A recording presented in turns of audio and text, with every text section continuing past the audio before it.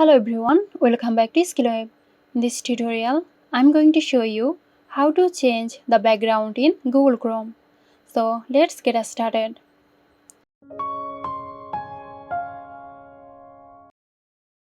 I start by opening Google Chrome. Click on the three dots in the top right corner to open the Chrome menu. Then select Settings. In the Settings menu, choose Appearance on the left sidebar. Under Appearance, you will see the Theme section. Click on it. You will be presented with a variety of themes. Browse through the options and click on the one you like. Now select it. After selecting a theme, Chrome appearance will change.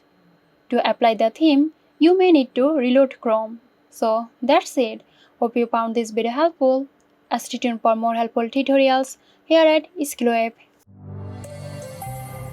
This video is sponsored by Zerosoft. Zerosoft offers graphic design, UI UX design, digital marketing and web development. Elevate your brand with Zerosoft today. For more details, check the description box.